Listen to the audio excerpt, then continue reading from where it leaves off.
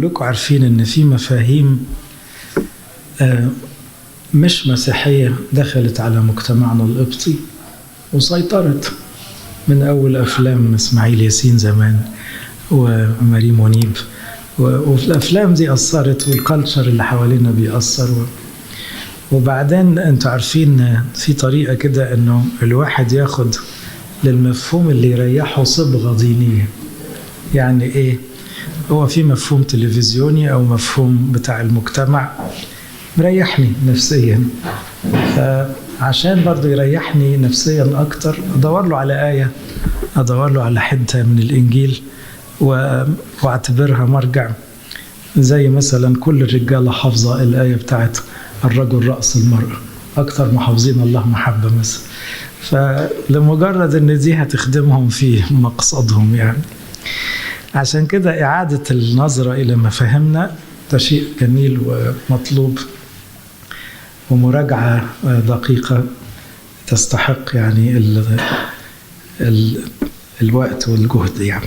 هقرأ جزء كلكم عارفين أنه بيتقري في صلاة الإكليل، لأنه في رأيي كنيسة اختياراتها دايما محكمة جدا في النصوص اللي بتتقري في الليتورجيات. ففي احتفال الإكليل بيتصلى بولس من أفسس 5، غالبا العروسين مش مركزين والمعازيم مش مركزين، والشماس اللي بيقرأ كمان مش عارف بيقول ايه، فيقول لك أما المرأة فلتهب رجلها، فهي طبعا معها تصريح انها تهب فيه بعد كده. نقراها ونشوف بعض المفاهيم المسيحية للراجل أو للرجولة ونضيف عليها شوية آيات أخرى. أيها النساء اخضعن لرجالكن كما للرب.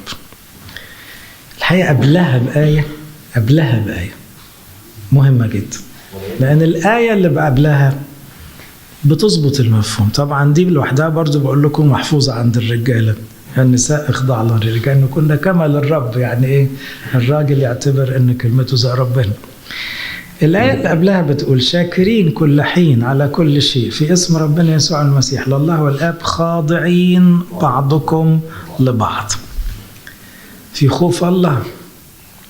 يبقى الخضوع ده مطالب به كل شعب الكنيسة بدون استثناء، بدون تمييز راجل عن ست، وبعضكم لبعض. يعني هنا مش بيتكلم كمان مثلا اخضعوا للشيوخ، لا دي جزئية خاصة، اخضعوا للكهنة يعني. لكن هنا الخضوع ده صفة مسيحية، الخضوع صفة مسيحية، ان الواحد مهما كبر يقول حاضر للي معاه عشان يريحه. ده مبدأ مسيحي، ده سلوك مسيحي، لأن المحبة لا تطلب ما لنفسها.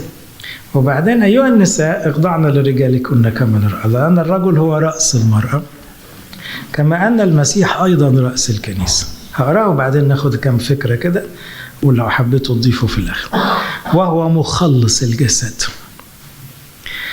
ولكن كما تخضع الكنيسة للمسيح كذلك النساء لرجالهن في كل شيء. أيها الرجال أحبوا نساءكم كما أحب المسيح أيضا الكنيسة. في 2 كما لغاية دلوقتي لو أنتم متابعين. قال الرجل رأس المرأة كما المسيح، وقال أحبوا نساءكم كما المسيح، كما أن المسيح رأس الكنيسة وكما أحب المسيح أيضا الكنيسة وسلم نفسه لأجلها لكي يقدسها مطهرا إياها بغسل الماء بالكلمة لكي يحضرها لنفسه. التعبيرات دي هتفرق معانا. لكي يحضرها لنفسه كنيسة مجيدة لا دنس فيها ولا غضن أو شيء من مثل ذلك، بل تكون مقدسة وبلا عيب. كذلك يجب على الرجال أن يحبوا نسائهم كأجسادهم. لما أنت قلت الراجل يحب امرأته بيعيدها تاني، بس المرة الأولانية قال تحب زي ما المسيح حب، المرة التانية بيقول تحب الكنيسة زي ما بتحب جسدك، لأنه طبعا الراجل جسده غالي عليه برضه. يحب نسائهم كأجسادهم، من يحب امرأته يحب نفسه، فإنه لم يبغض أحد جسده قط بل يقوت ويربيه كما الرب أيضا للكنيسة، لأننا أعضاء جسمه من لحمه ومن عظامه. من أجل هذا يترك الرجل أباه وأمه ويلتصق بامرأته ويكون الاثنان جسدا واحدا. هذا السر عظيم، ولكنني أنا أقول من نحو المسيح والكنيسة.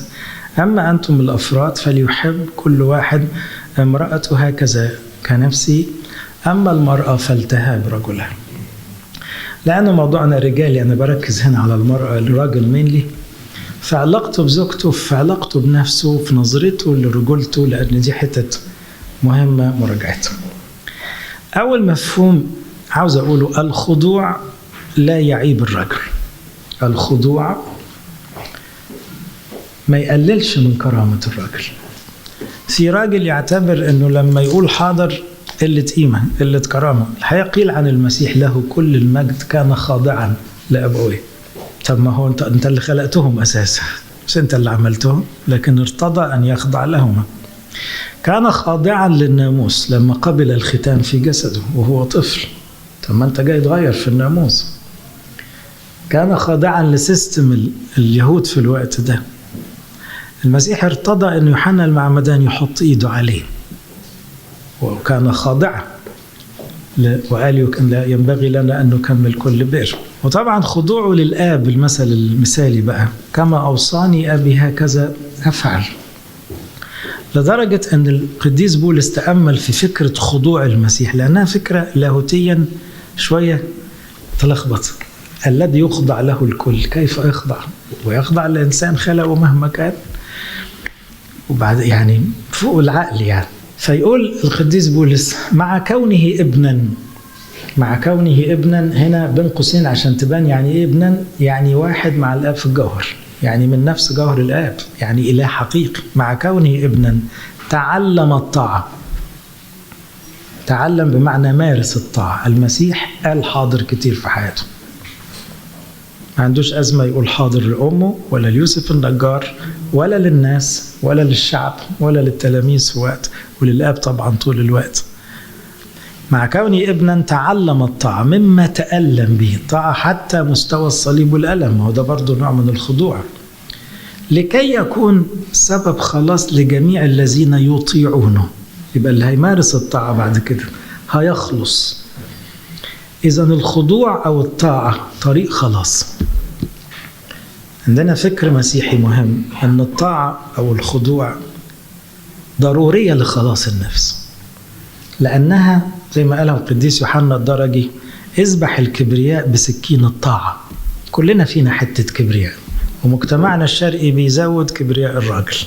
السوبريوريتي بتاعت الراجل دي حتة شرقية مش مسيحية، فدي طبعا بتدينا نزعة أكتر للذات والكبرياء.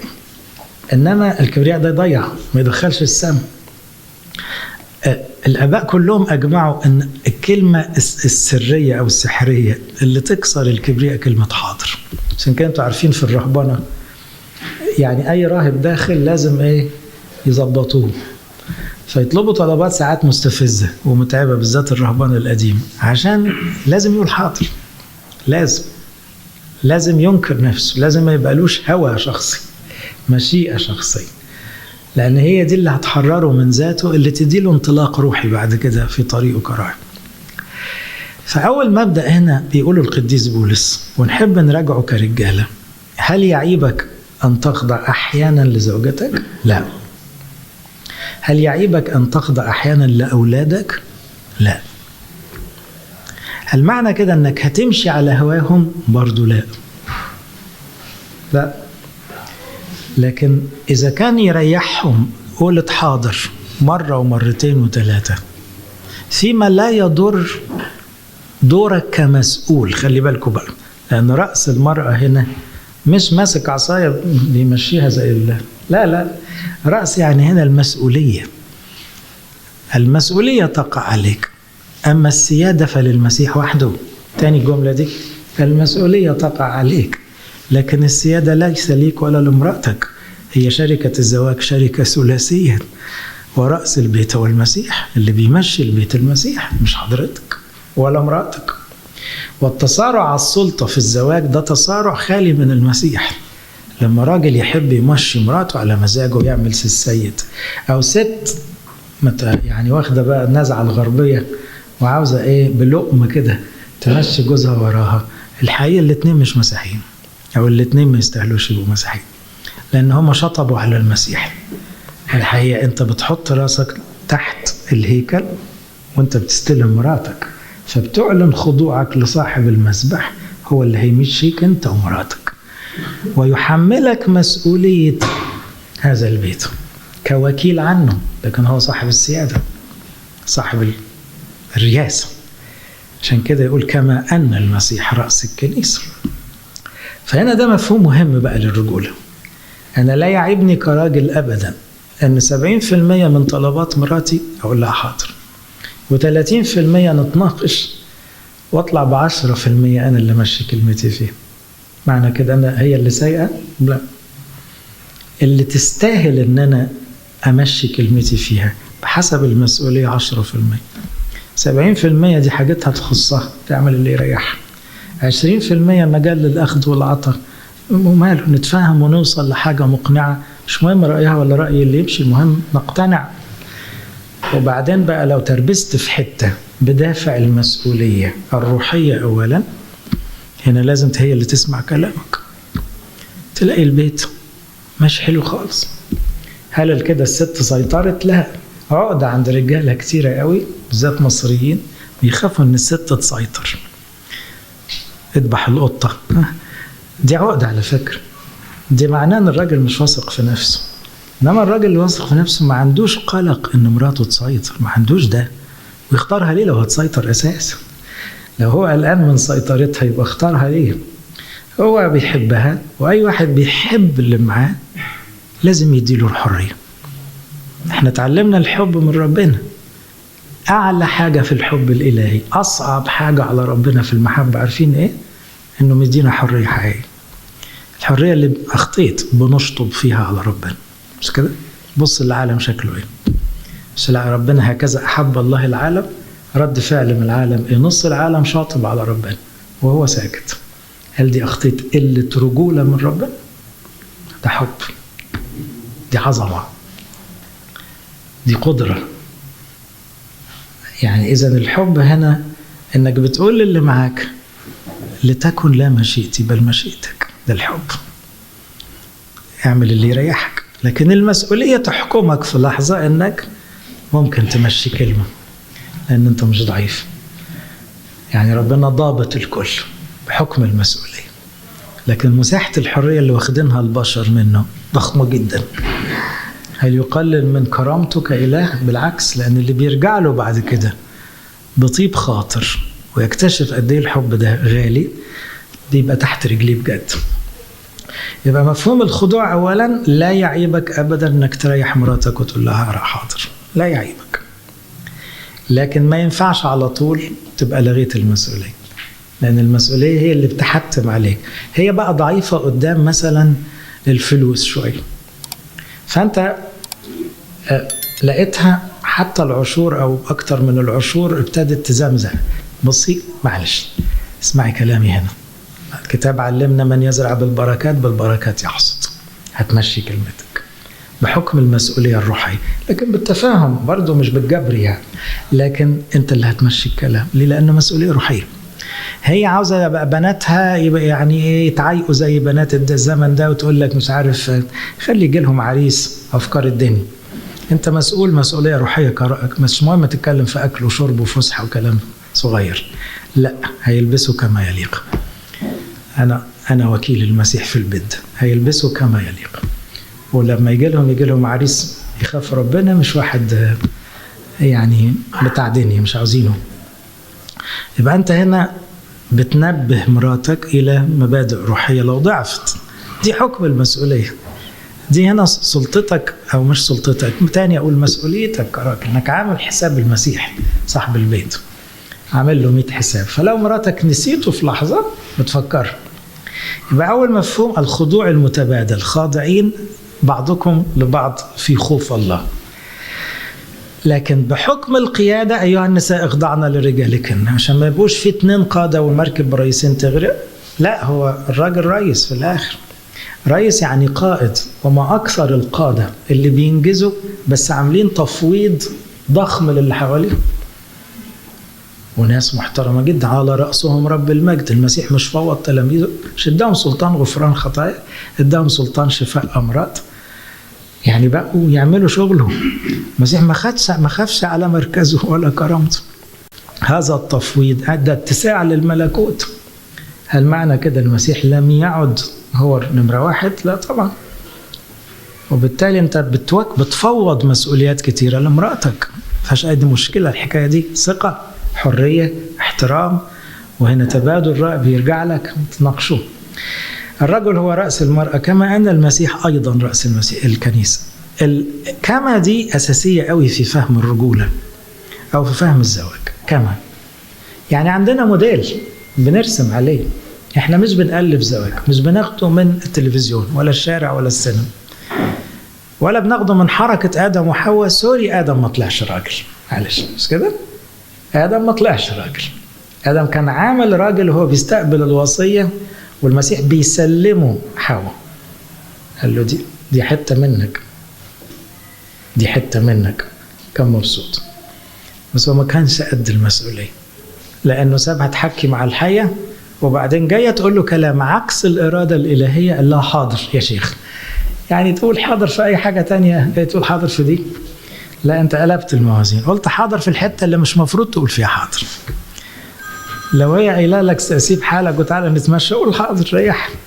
لكن حاضر في حاجة ضد إرادة الله تبقى غلطان طبعا. تتكرر المشكلة دي بعد سنين في إبراهيم وسارة. سارة بنتشدق بها أنها كانت خاضعة لزوجها وكانت تناديه يا سيدي، مش كده؟ مرة واحدة اتقلبت الحكاية. تاخد هاجر، حاضر. حاضر ده ايه؟ مش ترجع لربنا الأول؟ غلط، ما كانش صح. لكن هو بقى عشان يريح دماغه قال حاضر، ما كانتش صح، لأن كان لازم يرجع لصاحب القرار ده، لأن في مشروع إلهي. أنت بتبوظ المشروع الإلهي. أنت ما استنيتش الوعد ليه؟ ما تشد إيمانها شوية، ما تسندها بإيمانك الحلو. إذا تاني، الخضوع مقبول للرجل، حرية المرأة مكفولة أمام الرجل الواثق في نفسه، القيادة والمسؤولية للرجل، ولكنها مسؤولية تنبع من المسيح، لأنه فوق راسه المسيح، فوق راس كل راجل المسيح، مرجعه المسيح، بيبص عليه هو بيتعامل مع مراته. شوفوا بقى المسيح بيتعامل مع الكنيسة ازاي، شوفوا بيدلعنا قد ايه، شوفوا حنين عليه قد ايه، شوفوا باله طويل علينا قد ايه. كلنا الكنيسة بقى. هل المسيح له المجد كل غلطة بتغلطها، ما انت كنيسة، بيمسك لك عصاية أو بيأدبك عليها أو بيسمعك كلمتين؟ الحقيقة أكاد أقول إن كل 100 غلطة بيجي توبيخ، ويمكن كل 1000 غلطة بيجي تأديب، مش كده؟ إذن ربنا معانا، مسيح والكنيسة. الراجل يعلق، بس ما يعلقش نكد بقى، كل يوم لازم يسمع مراته كلمتين. دي مش رجولة. ما هي بتحاول، وهي عرفت انت بتحب ايه، وفاكره واجباتها برضه، بس على قدها. يجوز مش قادره تطور في نفسها اكتر من كده. طول بالك عليها زي ما المسيح مطول باله علينا. بتغلط ننبه، نشجع، نكبر. الدنيا اللي اخبطت قوي، لا نقعد كده قاعده بقى ونشد شده تمام، بس برضه ايه، بالحب، بالمسؤوليه، مش بالسلطه اللي زي واحد بيقول انا هنا ده ايه. لأن المسؤولية تحتم عليك أنك تموت من أجل، مش تدوس على حد. تموت من أجل مش تدوس. فنكمل الكلام. كما تخضع الكنيسة للمسيح. إذن خضوع الكنيسة زي ما سماه يوحنا ذهبي الفم هو خضوع الحب. يعني الزوجة حين تجد زوجها يشبعها حب، حنان، تجد الخضوع تعبير جميل طالع بتلقائية للحب اللي جواها. يعني الزوجة تتلذذ بالخضوع مع زوج حنين، والزوجة تشعر أن الخضوع مر مع زوج أناني. تاني، كل زوجة مسيحية تتلذذ أن تخضع لزوجها لأنها شبعانة حب، وكل زوجة تخضع بمرارة لأنها حاسة أن اللي معاها أناني، بيفكر في نفسه، مش بيعرف يحب. وضحت؟ وهنا تيجي المشاكل بقى. مشاكل بتيجي ليه؟ ان زوجة تفضل تقول حاضر، والكنيسة علمتها تقول حاضر حاضر حاضر، خلص طاقتها، خلصت، طقت، انفجرت. يا ابونا مش قادرة، يا ابونا مش طايقة، مش مستحملة، مش عارفة احبه. ليه؟ مش بيحبني. يا ستي ده يا ابونا انا عارفة الحب. هي في زوجة ما تعرفش يعني حب؟ أنا عارفة يعني إيه بيفكر فيا ويعني إيه بيفكر في نفسه. أنا فاهمة كويس يعني إيه بيديني أنا وفاهمة بيدي نفسه. أنا عارفة مركز مع احتياجاتي أنا ولا مركز مع احتياجاته هو. أنا عارفة يعني إيه حنان طول عمري مستنياه من وقت أبويا ما ادانيش، ومستنياه منه ما خدتوش. فأنا جعانة. لو كان اداني شوية من الحنان اللي أنا محتاجاه كنت غسلت له رجليله كل يوم. أنا ما عنديش أزمة إن أنا أقول حاضر. الزوجات 99% ما عندهمش أزمة في كلمة حاضر. عارفين الأزمة بتيجي منين؟ من عدم الشبع بالحنية. زي ما الكنيسة بتقول للمسيح حاضر بفرح لأنه مغرقنا حبه. قدام الصليب نقول إيه؟ نقول له يا رب قطعنا حتت ما عندناش مشكلة بعد صليبك، جربنا، دخلنا في تجارب، قابلين منك بعد اللي انت بتعمله ده، قابلين أي حاجة. لكن من غير اللي انت بتعمله ده، لا، ايه اللي بتعمله فينا ده بقى؟ كذلك النساء لرجالهن في كل شيء. أيها الرجال أحبوا نساءكم. بصوا الإلحاح، أحبوا ستاتكم. يبقى قال الراجل رأس المرأة، فهمنا أن دي المسؤولية والقيادة مش التسلط. حبوا ستاتكم زي المسيح برضو، وسلم نفسه لأجلها. هل تسلم نفسك لمراتك؟ مش معناها تاني هي اللي تمشيك، لا خالص، العقدة القديم. معناه أنك مش مستخسر طاقتك فيها، مش مستخسر مخك فيها، مش مستخسر مشاعرك فيها، مش مستخسر وقتك فيها. أنا بفاجأ الزمن ده إنه العرسان الجداد بيتفسحوا مع أصحابهم أكتر ما يتفسحوا مع زوجاتهم. أنا حاسس في حاجة غلط. هي مراتك مش صاحبتك، طب اتجوزتها ليه؟ ده هو الصداقة بين الجنسين ملهاش شكل غير الزواج. فلو مراتك ما كانتش صاحبتك يبقى الجوازة دي ربنا يستر. فلما الاقي شاب متجوز وبعد شهر العسل مشتاق قوي يخرج مع اصحابه لوحدهم، وكل اسبوع عاوز يطلع له يومين 3 يسهر مع اصحابه او القهوه، انت اتجوزت ليه؟ في حاجه غلط هنا. اذا كانت سعادتك في اصحابك بره، الحقيقه في حته غلط. بقوا هم اقرب من مراتك، بقوا هم الملذه النفسيه بتاعتك، والست دي مكان حاجه تاني بس وخلاص. لا، في حاجه غلط خالص هنا.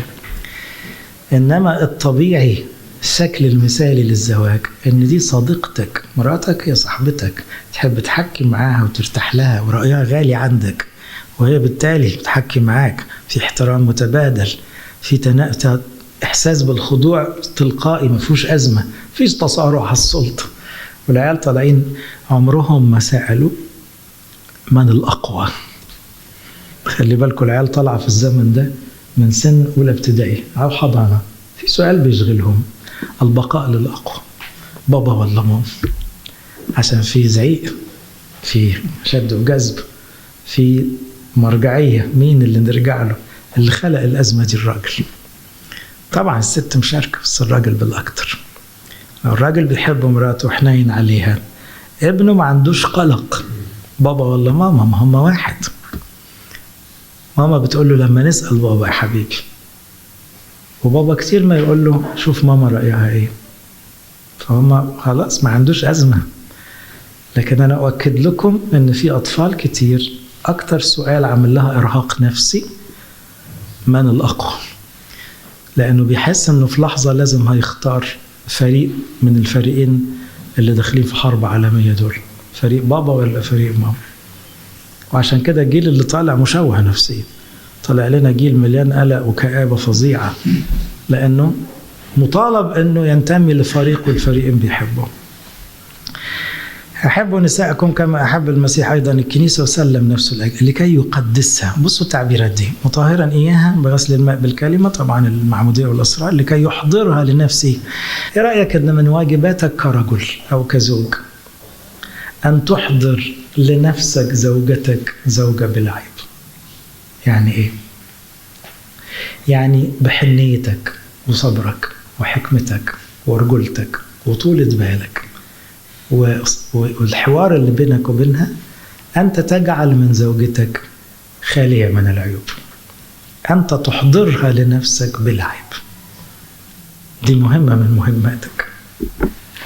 طبعا احنا كلنا عاوزين نغسل ايدينا، عاوزين زوجة بلا عيب جاهزة، وهي تروح تصلح في روحها. طريقتنا في الإصلاح هي طريقة كلها مبنية على الأنانية وتوفير المجهود. شوفي عيوبك،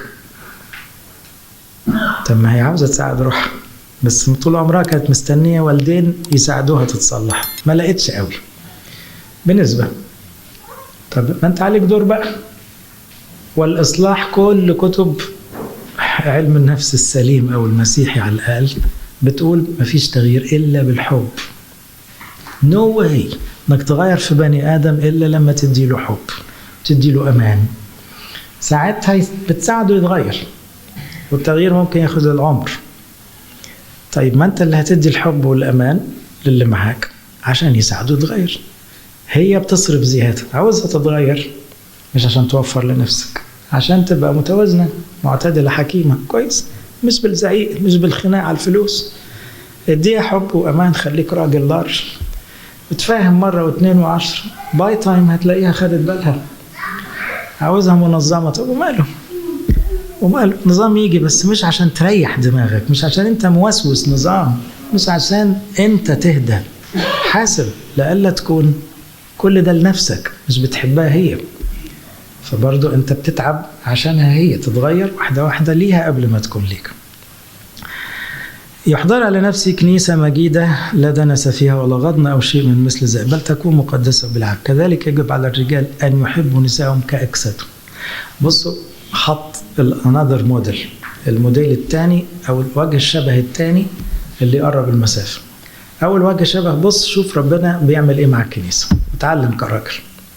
تاني حاجة، بص شوف أنت بتعمل إيه مع نفسك أو جسدك، واستخدم الكلمتين على فكرة، استخدم حب الراجل جسده، ومرة قال يحب الراجل نفسه. أنت تعبان بتعمل إيه؟ بتدور على تاكل وتنام. طب هي تعبانة ليه ما يحقلهاش تاكل وتنام؟ فكر كده. بس خلي بالك، تعب المرأة ما يريحوش الأكل والنوم. أنت برنامجك تعبان تاكل تنام، هي برنامجها تعبانة حد يسمعها ويطبطب عليها. برنامجها كده. طب أنت فهمت دي ولا لسه بعد العمر ده كله؟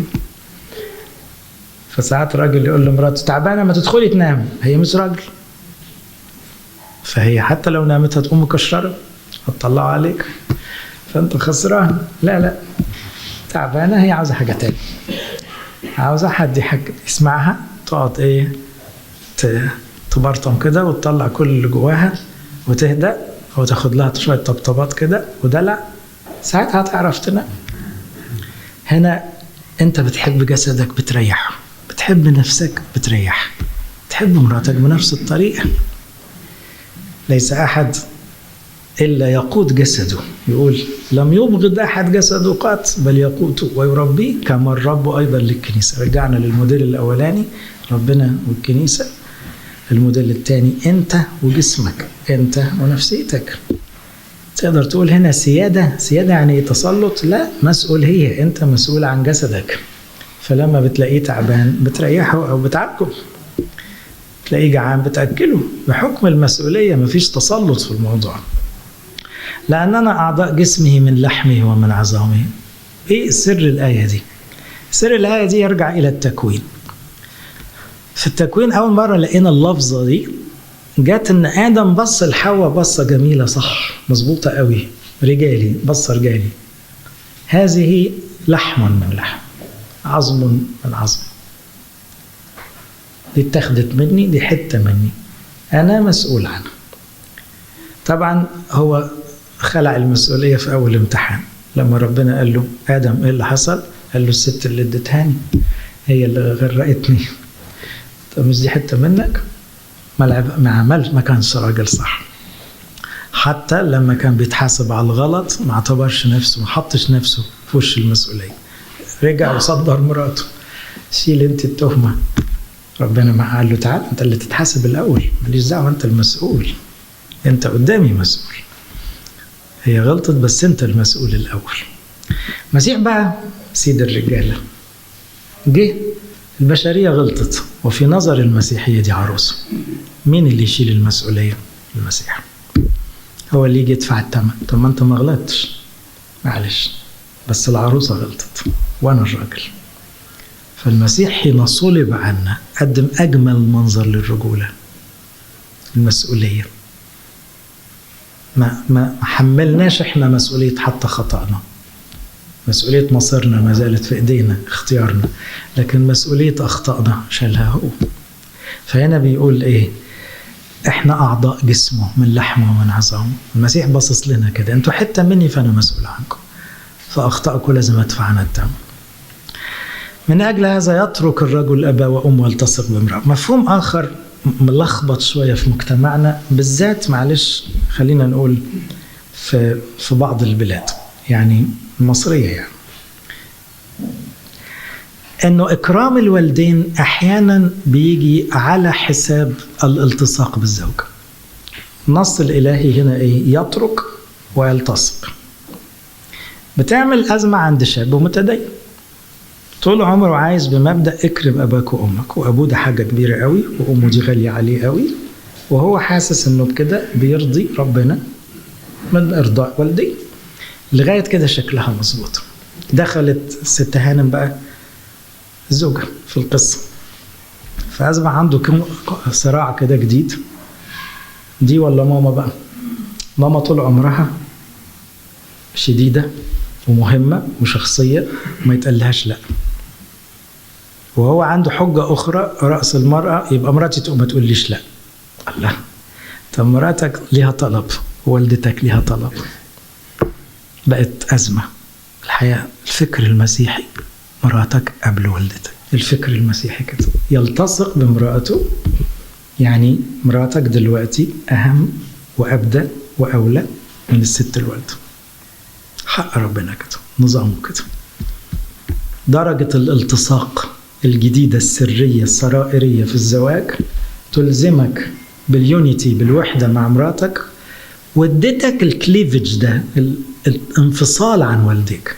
يترك بمعنى الانفصال. نفاجأ أن في مسيحيين بينفصل عن مراته عشان يفضل لازق في والديه، عكس الإرادة الإلهية. هي الحقيقة أنت من حقك تنفصل عن والديك، ده مش من حقك، ده ضروري. انفصال مش خصام ولا زعل، انفصال مادي، انفصال مكاني، انفصال نفسي طبيعي، عشان تدي براح لشريك الحياة الجديد ياخد المكان ده.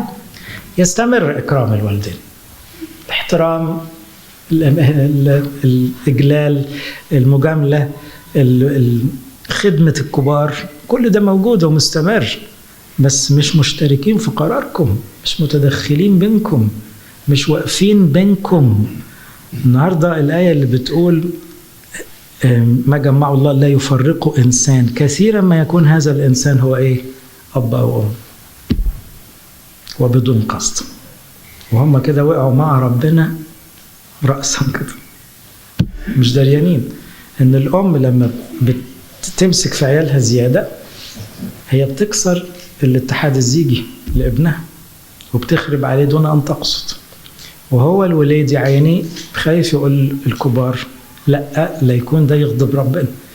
وأحيانا يستخدموا الباسيف أجريشن اللي هتدرسوه يمكن، إنه إيه؟ ما أصلا إحنا اتنسينا بقى، ما إحنا خلاص ما عادش لينا لازمة، اللي لا مش عارف حبايبه نسي إيه، ونفضل بقى ننقور بكلمتين كده يخلوا يا عين العريس ده حاسس يا ريتني ما اتجوزت. احنا اللي ماسك في ربنا بيقول له التوازن يمشي ازاي، لا تخسر ده ولا ده، لكن مراتك غالية عليك، تريحها، تفرق معك. واحنا كبار المفروض نتراجع اول ما نجوز عيالنا، وتبقى بنتي خلاص ملك جوزها مش ملكي، وابني يتفاهم مع مراته، مش لو خد رأيي هقول له رأي ومش هستنى يعمله، أنا مجرد مستشار، أنا صديق، لكن أنا مش أب لازم يسمع كلامي. لا هو راجل، وإلا ما كانش يتجوز. هو راجل مسؤول عن قراره مع مراته، ولو راجل مسيحي لازم يتفاهم مع مراته، وإلا ما يبقاش فاهم هو الرجولة صح.